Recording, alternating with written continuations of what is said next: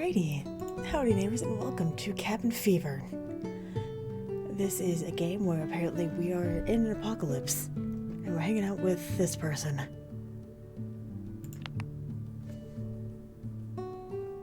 Hey, how's it going? Hey, how's it going? I'll go with this one. Customize the character, type a name. We already know what kind of name I'm going with. Thank you, ma'am. Confirm. It contains sensitive content and is intended for a mature audience. For more information about the content warnings, visit here. Please confirm that you are over the age of 13 and wish to continue. This is giving me Doki Doki vibes. Chapter 1, Prologue. I don't remember much about the world before the sickness. Oh no.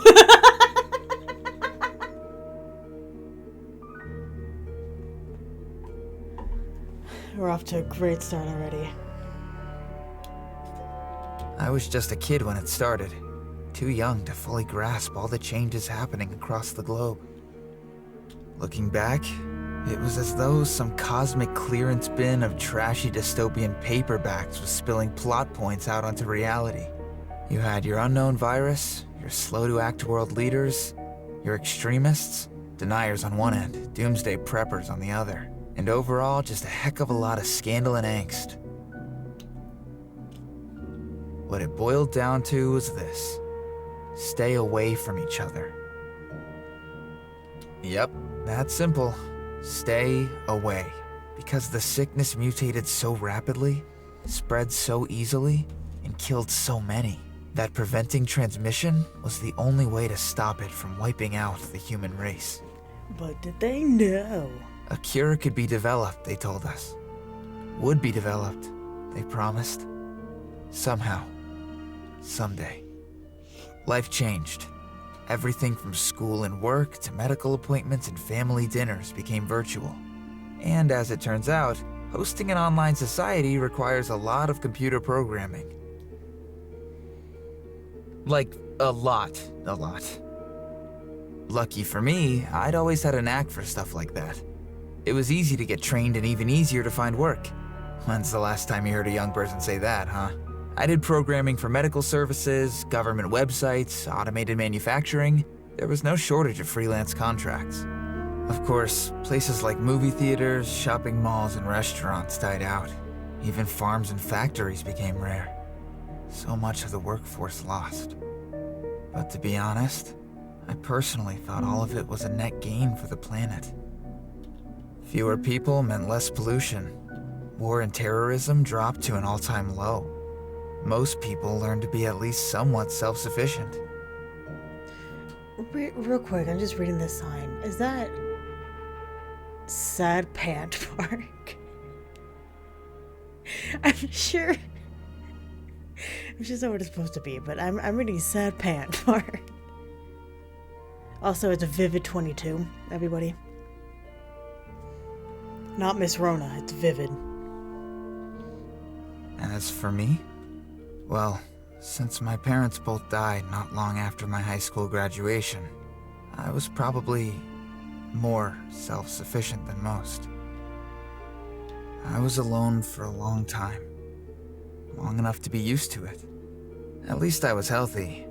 I had my routine, with lots of work to keep me busy and the internet at my fingertips to keep me from getting bored. What more could I have wanted?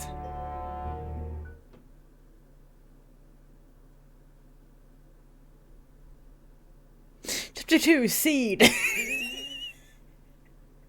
Is that really it?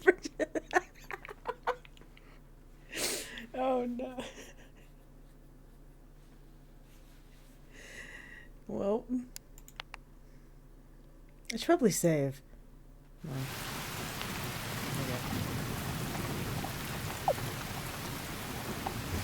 Oh, I can read. I lived in an off-grid cabin that had been in my family for years. When I was young, we used to visit every summer, just to get away from it all. They'd probably call it ironic. Every time I say the word, someone tells me I'm using it wrong. Anyway, when the sickness started spreading, Gavin became a place to survive. It had everything a small family could need.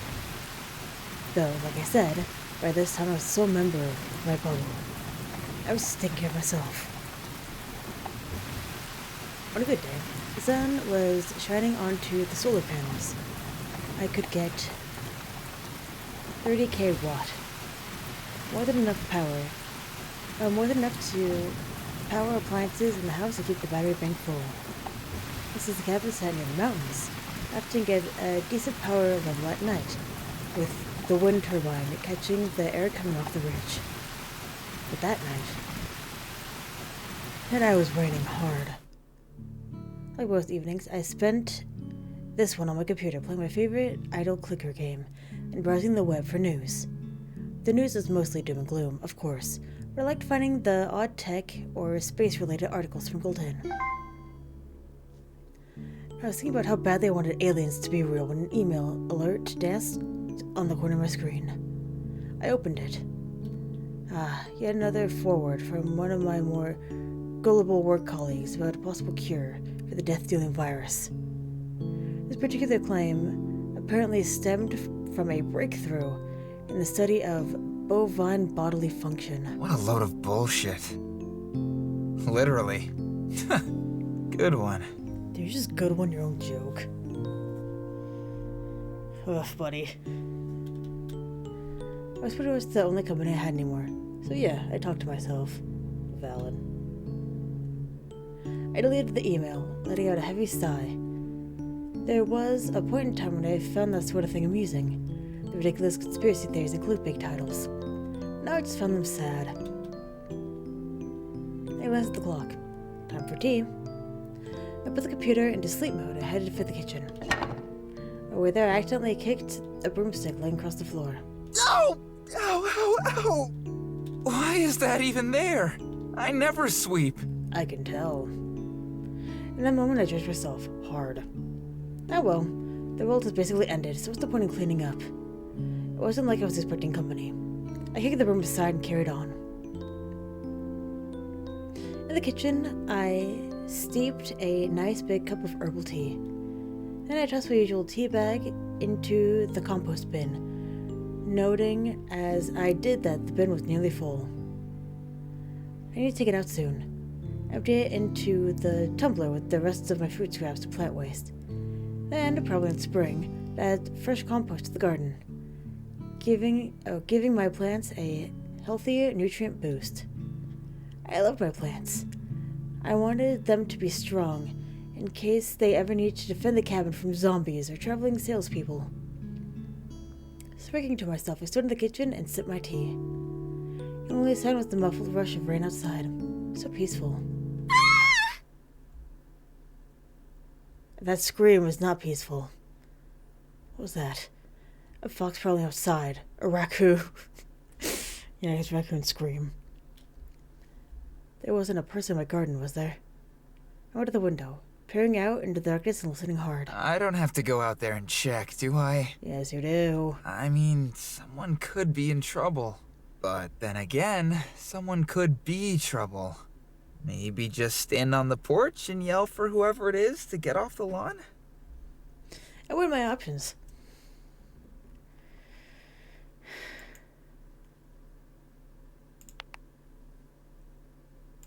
I'll be stupid. Let's go outside and investigate. We'll be Scooby-Doo. The scream really had sounded human. I couldn't just ignore that.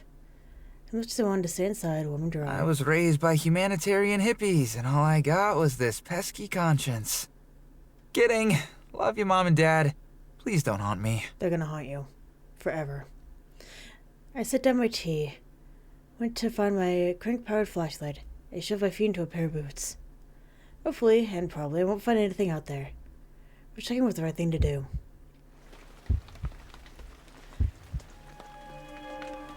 I pulled open the door and stepped out onto the porch. The flashlight flickered pathetically.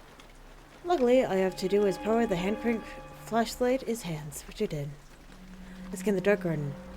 Raindrops lit up as the light passed through them, and trees and shrubs around the cabin swayed. All I could hear was wind and rain. It should rain down my back. Yo, anybody out here? No? Cool. Have a good night then. I turned to head back inside. Someone's voice stopped me in my tracks. Hello? I'm here. Would you mind, helping me out of this, please? The rain seemed to beat down harder as my pulse sped up. I my flashlight toward the voice, my hand visibly trembling. It sure is cold out. I'm definitely not shaking out of fear, because that would be super lame. I forced myself to step back. I stepped down off the porch and followed the path, until finally I was close enough to make out the shape of a person. As the weak flashlight beam illuminated more, I gasped. Whoever I'd been expecting to find, it certainly wasn't this delicate wisp of a girl. So pale, she was like a ghost. Her hair, long and clinging to her face in rain, shone bright, almost white, in the glow of the flashlight. She crouched on her hands and knees, in the mud as though she had fallen. 100 questions raced through my head. Where'd she come from? Or where'd she go? How long has she been out in the storm? Why wasn't she just for the rain? Was she lost? Was she sick? I tried to sound tough like my dad would have. You there! What are you doing on my property? Yeah, good job, dude. The young woman was squinted against the flashlight. Please? I got lost and I promise I wasn't trying to steal anything. Her voice quivered, which I thought was kind of dumb. After all, she was the interloper. It was me who should be freaking out, which I was. Well, then explain yourself! Why are you just laying on the ground there? Seems pretty sus. Why the heck did I add that last part? What's it trying to do, lighten the mood? The girl turned her head away. She was trying to make me feel bad. Did she, God forbid... was she, God forbid, stifling cough? I took a step back, unwilling to take any chances. I can't get up. A matter-of-fact tone surprised me. I guess I was expecting some elaborate sob story. And/or, please for food, or money, or medicine. Guess it'll be a trick, I thought. She could be getting ready to rob me. At the point my flashlight was starting to lose its brightness. I stood there taking the handle to fire the flashlight back up. A long, awkward intermission, backed by the droning sound of the flashlight being worked. The light was coming back on. I went to crank a few more times to shine it brighter on her. Oh! That's a whole bear trap. The whole horrifying picture became clear. Somehow the girl had gotten her leg caught in one of my animal traps. She must not have seen the rusted old thing in the dark, and it grabbed her calf and tore it open. Okay, so this probably wasn't a trick. Oh my god! Are you okay? I started to move toward her, then my own legs froze in fear. I was getting close to another human. She was sick, and I could get sick. But then I had no way of knowing whether or not she carried the virus. And right now she was hurt and trapped because of me. It felt horrible. If I left her to fend for herself, anything could happen. A hungry bear might come along. The weather could turn freezing. Even if she did manage to get herself out of the trap, she would probably develop an infection fast in such a nasty wound. Swinging hard, I clenched my fist and forced myself to approach her. I had to get way too close to comfort, but I crouched, opened the trap, and freed her leg. It was bleeding pretty heavily, though now I could see it up close. It didn't look as deep as I had feared. Oh, thank you. I'm so glad you found me. I was afraid I'd be trapped in that thing all night. I stood up quickly and took a few steps back. For some reason, the girl was smiling at me. She didn't understand that it was my stupid fault she'd got hurt. Then again, maybe she shouldn't have been sneaking around in the dark. My brain bickered with itself over who was to blame before realizing the girl wasn't able to get to her feet. I reluctantly offered a hand, wishing I had thought to put on some nitrile gloves. But why would I have thought of that? I hadn't seen another human in... How long had it been? Under my help, the girl climbed to her feet. She wobbled, leaned in, and grabbed my waist to use me as a crutch. Sorry. Is it okay that I'm touching you like this? Nope. Her words sent a chill down my spine. Hushing. The thought of it made me break out in cold sweat. It's fine. Let's just get out of this rain. What was I doing? One night I decided to let her into my house. Warm light glowing inside of the cabin was like a beacon drawing us in. Well, said my brain to myself. I guess this is a thing we're doing now. I no longer need my flashlight, so I tucked it away and used that hand instead to help support the injured girl up the pathway. With my arm around her waist and her arm around my shoulder, it became very clear to me how small she really was. Small and delicate, like a folded paper crane. A soggy, limp paper crane in a dress that clung under a shivering body. It's in my pant leg calling something, a nail jutting out at the side of the porch. Let the fabric tug and rip as we move past. Great. What an evening this had turned out to be. When we got inside, I helped the stranger sit down in the wooden chair. Our house is a mess, and we're like people. I made a mental note to disinfect that chair later. And my clothes. Maybe the flashlight, but first aid. Where did I put that kit? I'm never good at staying organized. Even on my computer, all my folders and internet tabs were a mess. No point fighting entropy. That was my philosophy. I searched the drawers, the counter, the floor. I nearly tripped over the dumb worm again before finally finding the first aid kit. It was not well stocked, but it would do for now. I gathered up some towels and my forehead thermometer too. Then I washed my hands, pulled on some gloves, and a face mask from the old box in the back of the cupboard. Brought everything out for the waiting Before room. anything else, let me scan your temperature. Held the scanner up to her forehead. 2 seconds passed, and we hear the good beep, which meant her temperature was normal. No fever. That's a relief. Do you have any other symptoms? Her eyes widened. She shook her head. Well, it's still better to be cautious. I barely breathed as I took her leg into my lap and started tending her wound. She didn't wince or complain at all. She was different than she looked. I was the opposite. I knew. I didn't mean... Oh. I knew. I looked mean, even when I wasn't trying, but on the inside, I was basically a fluffy yellow duckling with anxiety. It happens. If our situation was reversed, if it was my leg all cut up like that, I'd probably have been a weeping wreck, spouting rare and extravagant curse words. She just sat there, quietly watching. Are you a doctor? She's joking. Do you honestly think I look like a doctor? Shit. Way to draw attention to your looks, idiot, I thought to myself. Not that I cared, really. It was just that I hadn't combed my hair in a few days, or weeks. I've been living in the same set of clothes for a while now. A ratty old t-shirt with a rocket ship in the front, and a pair of jeans that had long gone out of fashion. Hot, right? In another life, I might have felt self-conscious. Not about my teeth, though. Never about my teeth. Dentists were kind of a thing of the past. And since I wanted to keep my teeth, for chewing purposes and whatnot, I was committed to practicing good oral hygiene. Well, I'm not sure what a doctor looks like, but you seem to know what you're doing, and you're a very kind person. So I believe you if you told me you were a doctor. Calling me a kind person is the biggest lie. I looked away, awkwardly holding a clean bandage against the gash on her leg. The towels I used to clean the wound were now a pile of blood-soaked, mud-stained rags on the dirty floor. Was I a kind person? It's just basic first aid. Not a big deal. Here, hold this. Put pressure on it while I wrap it up. I wrapped the length of the gauze around her narrow leg to hold the bandage in place. That should be okay overnight, but we should probably clean it again and rewrap it tomorrow. Her leg didn't leave my lap. As she wiggled her toes, it shot me a small smile. You're going to let me stay here? Huh? I looked up at her, and instantly forgot how to speak. And suddenly I was struck with how pretty she was.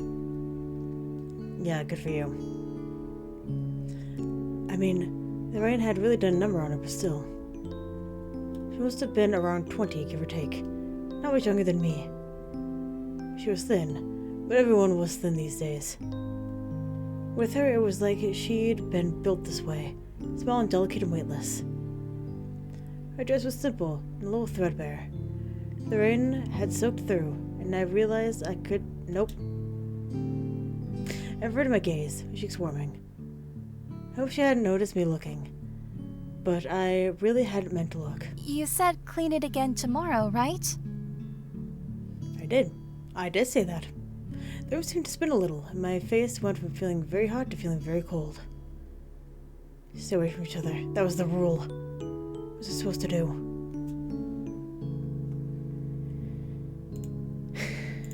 Let's be a decent person. Once.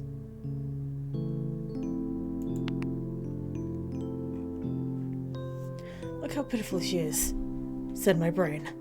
My brain was right, and I didn't know what to do except go along with it. Well, it's not like I'm going to just send you back out into the rain. Not by yourself, anyway. Is there anyone else in your bubble? Anyone I can call to come get you, or...? She looked down at her lap. No. Oh.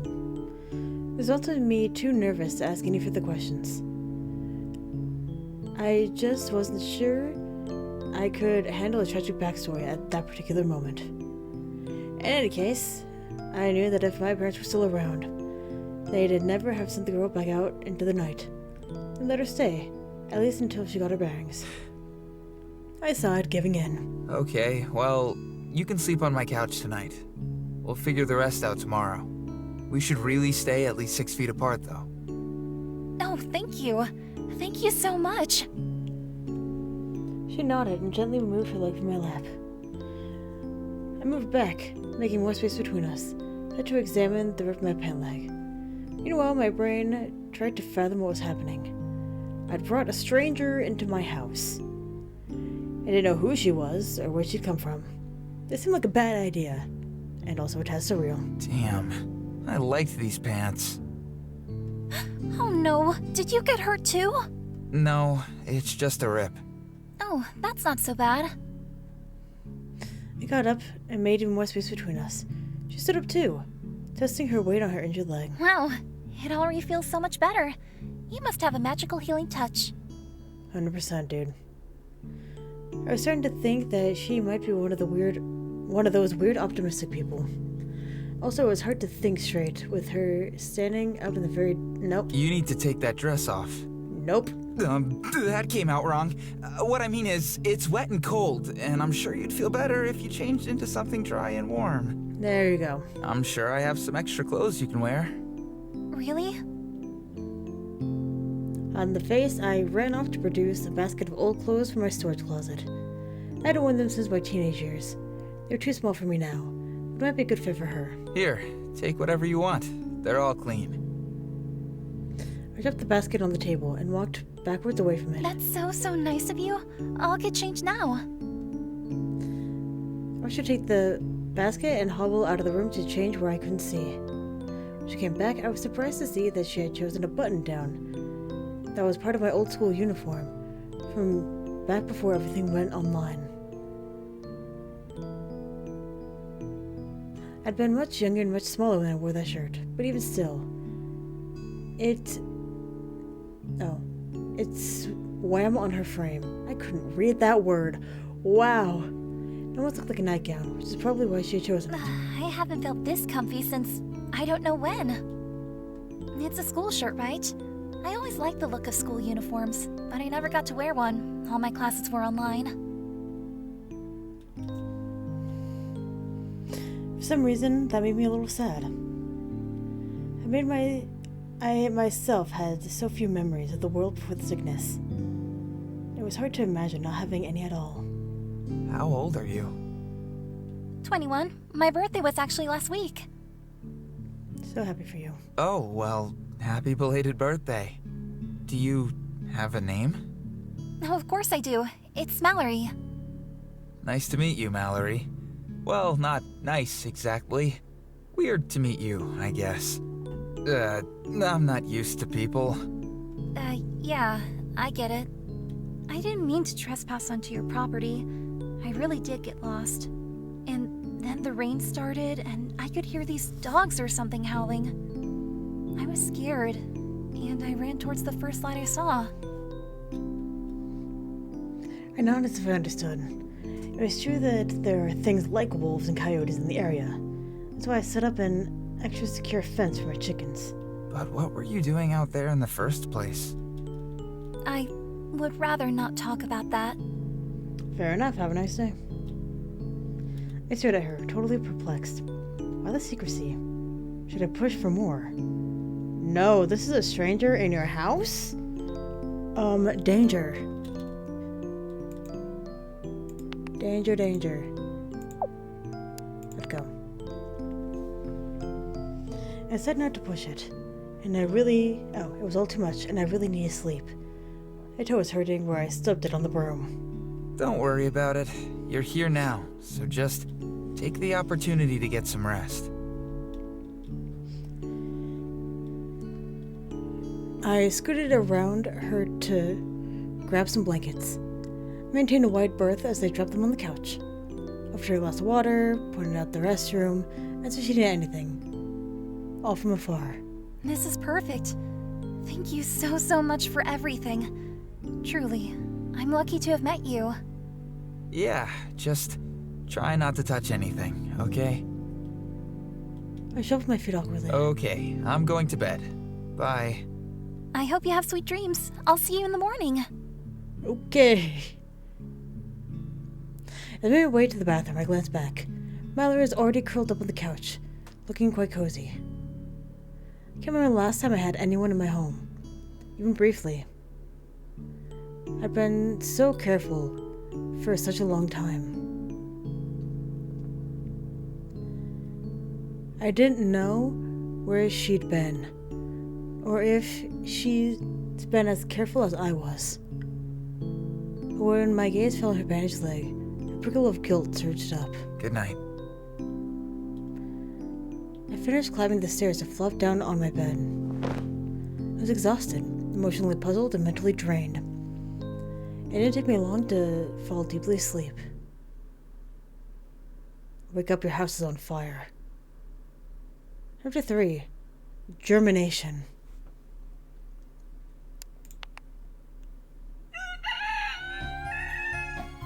God, it sounds like your chickens are being tortured. Jesus.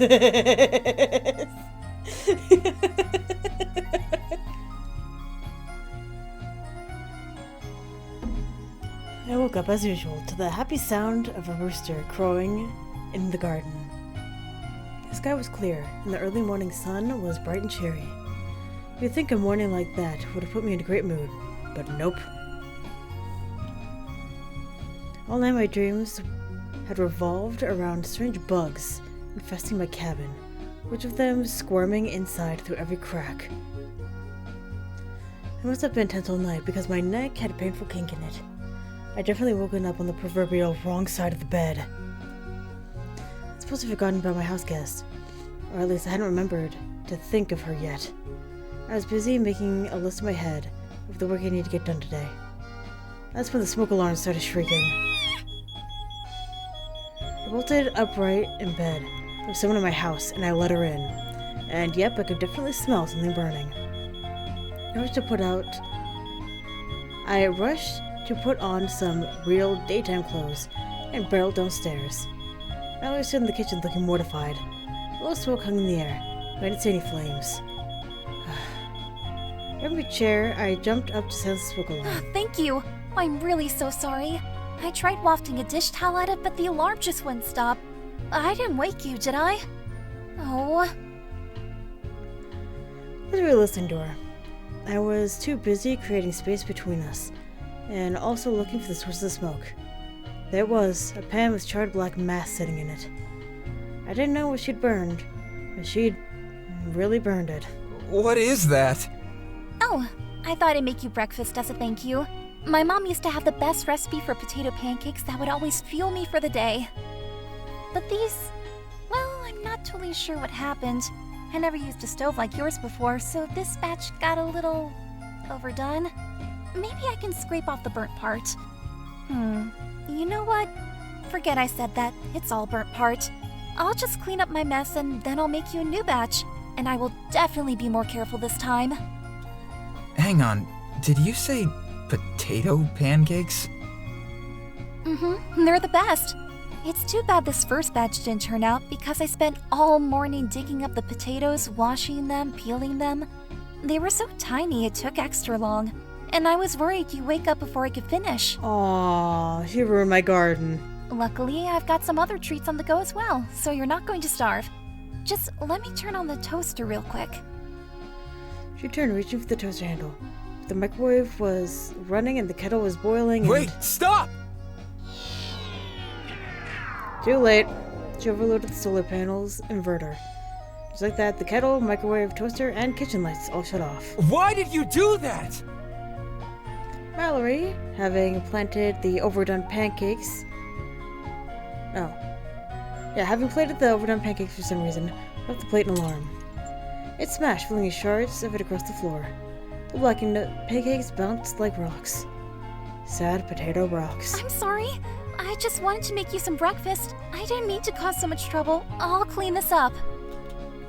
I sighed in frustration. All I wanted was to make some coffee, sit down on my computer, just like every other morning. I couldn't do that now, because I gotta get the power sorted, and check to make sure she had completely destroyed my precious garden. Are you angry with me? Yes. I wasn't supposed to answer that. The answer is yes. But she's a guest. No. I was definitely upset. I definitely didn't like the situation. But it wasn't like she had initially ruined my potatoes. She'd only been so audacious as to dig them up without permission. Well, before they were ready. Even after I specifically told her not to touch anything. I'm just not a breakfast person. I'm really sorry. I just wanted to do something nice as a thank you for letting me stay here. I promise I'll fix everything and then I'll just get ready to leave. Sure. Whatever. R.I.P. the potatoes! No! Not the potatoes! I turned away.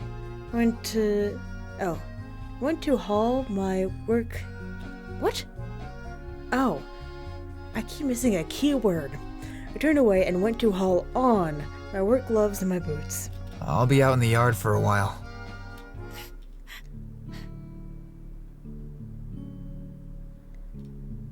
I went out, and as I pulled the back door shut behind me, I heard a soft sound from the kitchen. Like a heavy sigh or stifled sob. Wait, was she crying? What did I get myself into? For real, I can't believe. I continued muttering grumpily to myself as I strode out into the garden. I took a deep breath of fresh, cold air. It's an autumn... Oh, has it... God. Please let me learn how to read. Please. It had an autumn bite to it. The sun was warm. I felt instantly calmer. Oh well, she'll be gone soon anyway. I took my time that morning, dealing with the power issue and making the usual rounds. Happy hens? Check. Busy beehive? Check. I did a rough count of the firewood in my shed, and then made my way back around to the front of the cabin. I stopped when I saw the animal trap where Mallory had gotten hurt the night before. Damn, that had to have been painful. Try it and see. But pretty bad. Traps are supposed to be wards, something to keep my bubble a little safer from dangerous wildlife. Never meant for anyone to get hurt. I looked at the trap, wondering if I should rethink my setup.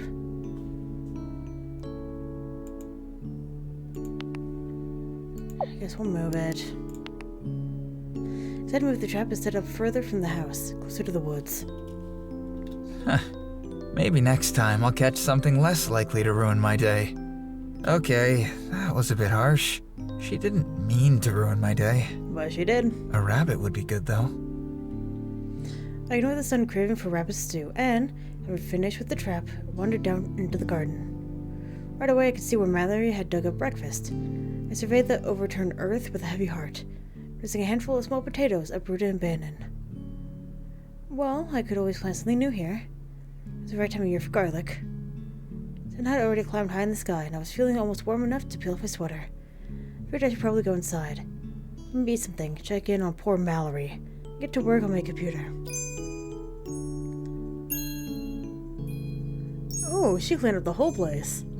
Right away, as I went inside and kicked off my boots, something didn't feel right. It took me a moment to realize. The mess was gone. There were no brooms on the floor, no garbage bags waiting to go out, no scattered crumbs or dust bunny cities. Everything looked so clean. It literally sparkled, but how and why? Had Mallory done all this just to make up for that little breakfast fiasco? Whoa. This is really nice. Like, really, really nice.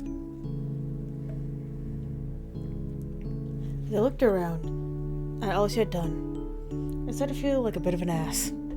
I figured I would apologize, but where was she? She hadn't left already, had she? There's the thing coming from the bathroom. Had a splashing water and a small voice humming a happy tune. My heart sank. She couldn't. She wouldn't. Without thinking, I threw open the restroom door. We stared at each other, both of us shocked at my intrusion. Then my brain kicked back into gear, and I tore my gaze away from her. But it was too late. I'd seen everything, including the tub full of water. What are you doing? I was just taking a bath. I pointed in the direction of the bathtub, and my eyes fixed on the doorframe. That's my water supply! It's still warm if you want to use it. What? Did she not get it? That's my water supply! My fresh water! My drinking water! My everything water! What were you thinking? Why did you use so much? Panic was really setting in now. What if she'd run the cistern dry? I'd have almost nothing until the next rainfall. Who knew when that would be? Oh my gosh, I had no idea. I had no idea. I'm so sorry. I really didn't know. I'd never run out of water before. That was because I'd always been so careful. This could be the very day I had so deeply feared would come. How do you survive this way? It's like you're constantly wasting things! Okay, that's rude. Is this why you were out in the rain last night? Did your bubble decide to kick you out because you don't know how to think before you act? Dude, chill. My mouth popped open. Immediately felt bad for shouting. Damn, I really was in a bad mood today. Just finish up in here. And don't drain that water, okay? I'll repurpose it for laundry or something. I didn't want to acknowledge my own anger, or the tears that had sprung into her eyes when I said that. In any case, I needed to check the rain barrels. Like, right that second. I turned my back on her and walked away. The rest of the afternoon, I sat on my computer waiting for Mallory to leave. I just couldn't stop thinking about her. By that I mean I couldn't stop thinking about how naive, careless, and wasteful she was. Nothing to do with her shimmery eyes or how sweet she seemed to be, even when everything else was horrible. Nope. The good news was I had checked the rain barrels, and the situation wasn't as dire as I feared. As long as it rained again sometime in the next 2 weeks, we'd be okay. Still, I sat on my computer for a long time, entirely unable to focus on my work. When Mallory finally reappeared, she was holding a cardboard box of my old clothes. For some reason, she was still only wearing a bath towel. That made me feel all sorts of uncomfortable feelings, and I tried extra hard to keep my eyes on the computer screen. I pretended to type. I noticed the box had more clothes in it than before. I even saw some of my favorites peeking out.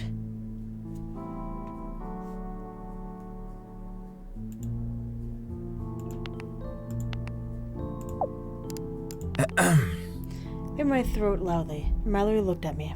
What are you doing with those clothes? Oh, I was just going to go through them and sort out what's good to wear. I hope that's okay. Huh, it didn't sound too worrisome. Maybe she was finally getting ready to go. Right. You're welcome to take anything that doesn't fit me anymore. I'm sure you could use some warmer things to wear out there on your travels. I turned quickly back to my computer, hoping I hadn't hurt her feelings by not so subtle reminder that I didn't want her here. Why do you care about her feelings? I asked my brain. I already told her she's not welcome.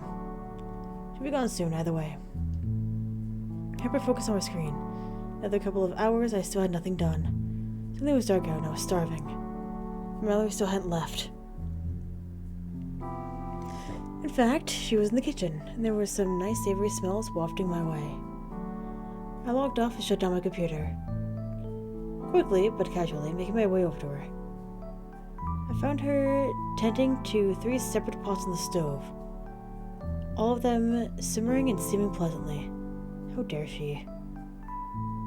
What do you mean, how dare she? I'm making you dinner. Nothing was burning this time, either, which made you feel annoying feelings, like impressed and kind of excited to eat that. Mallory noticed you standing there and smiled way too brightly. Oh, good, you're finished working. That's perfect because supper is ready. Kenya, put on an outfit. She started dishing out the oddly fancy-looking meal into 2 large plates. What is all this? It's all made from freeze-dried proteins and grains I found in the pantry, and some spices, which, by the way, make all the difference when it comes to flavoring a dish. Oh, and I only used things that were already open, so I hope I didn't overstep again. I can tell you work really hard, and I know I made a mess of things, and I just really wanted to make it up to you. I'm determined to have a net positive impact here. She thought I'd been nice. I was suddenly very concerned about how low the bar was for her. I also couldn't help feeling a little charmed by her determination. I wanted to let her know that I did actually appreciate her efforts. Well, this does look incredible. And by the smell of it, I'm pretty sure I'll be licking these plates clean. You did wash your hands before you started, right? Yes, silly. And I still don't have any symptoms of any sicknesses either. So come on, let's eat. I want you to enjoy it while it's hot. There was something so endearing in the simplicity of her delight. I smiled as I took my plate and sat down at the far end of the table, away from her. We ate in silence. The food really was delicious. I wouldn't have guessed she'd had it in her, not based on that morning. I wonder if I should try to get some answers out of her now, I thought, and clear my throat. How's your leg feeling? It's not too bad. I should probably take a look at it after supper. Clean it up and put a fresh bandage on it. And then, I suppose we should talk about getting you home? There are fireflies outside! At least it looks like it. That's awesome. Love that. Right.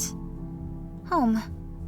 I mean, I don't know if you have a family or a group or whatever, or if you're on your own like me, but you don't exactly look like you, live in the forest. So where are you headed? She lifted one shoulder, visibly uncertain. Surely there must be someone, somewhere. I'll figure something out. Hang on, no.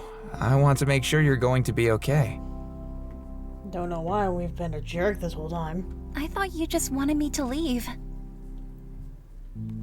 Same. Ideally, I'd like to know at least something about your situation. Maybe I could help you. You can't, but go off. She looked away. That's sweet of you, but I'm sorry. I'm just not ready to talk about it. Okay. Felt quiet once again. Just the awkward scrape of forks on plates to fill the silence. I considered her as she sat across from me. So beautiful it was. Oh, so beautiful it was as if she were a digital painting. Can I just ask one more question? Why are you still wearing that towel? She looked at me blankly. The last few morsels of food, also on a fork, fell onto her plate. Glanced down at herself, then up again, and clapped around the sides of her face. What? You mean I've been wearing this the whole time? Oh, I can't believe it. How do I forget these things? Oh, I'm so embarrassed. Oh my gosh. I couldn't help laughing. I felt like I was finally catching on. It was a bit of a space case. That was all. And her mannerisms made it sort of adorable. I'll be back to clean up as soon as I'm decent. Her efforts to flee quickly were hampered by her leg. She ended up limping away in search for her clothes, mumbling it exasperatedly under her breath. That's when it hit me. I hadn't even considered how much pain she must have been in, as she cooked and cleaned and tried so hard to pay me back. Pay me back for what, though? I only wanted to help. I hadn't even done a good job of it. No, you really sucked. Now I was trying to send her away, knowing full well she had nowhere to go. And I couldn't do that. And now I felt I had just made... No, I couldn't do that. Now I felt like I had to make things up to her. I tidied up quickly from supper and returned to my computer. I booted up my 3D printer. I didn't use the thing often, but it was there for emergencies, and this seemed urgent enough. I managed to find a design that was close to what I imagined. I set everything up and stood back to watch the printer do its thing. Just then Mallory emerged wearing a dress. Oh, you already cleaned up. I guess that's it then. She stood beside the table, leaning on it for support. I stood in front of the printer while it worked. I didn't know what to say, so I decided to just let the words come out of my mouth. You should stay. Also, I'm sorry. I've been a total asshat to you. She looked up at me, nervously clutching the sides of her dress with her tiny hands. Her mouth opened and closed, like she didn't know what to say either. So I just kept going. It was kind of a shock to have you show up here. I haven't had anyone visit, ever, because this has always been my space, my family's space. I guess I felt sort of invaded. But now I realize that's stupid. And I'm stupid, and you're stupid. Basically, what I'm trying to say is, I wouldn't feel right making you leave when you're clearly in a bad spot. I have the means to help you, and there's no reason why I shouldn't. If you want to leave, that's fine, but there's no rush. Cool? She smiled softly, her eyes seeming to glitter. Cool. Behind me, the 3D printer finishes work. I turned around to take the sheet of gauze with a cute potato pattern I'd printed on it. We knew it would amuse her and lighten the mood. Can I redress your leg now? Putting on the gauze made her giggle, and she nodded and sat down, propping her leg up. I prepared once again for the uncomfortable closeness that was necessary for this task. I scrubbed my hands, put on a mask and a pair of gloves, and went to sit by her with the first aid kit. We chatted idly as I cleaned and packed her wound. Packed? This wound's coming with me. Afterwards, I got her set up on the couch and bid her goodnight. I wasn't actually tired, but I figured it was better to leave things off on a pleasant note, before things got awkward again. I climbed up the stairs to the loft, staring at the ceiling above me. I thought about how angry I'd been with her actions that morning. I thought about how scared and uncomfortable I'd felt throughout the day. How was that now, in a matter of hours later? I could feel such genuine fondness for the very same person who'd made me so upset. Moody hermit, I accused myself. Yeah, you're probably right, I thought in reply. With that, I closed my eyes and waited for sleep.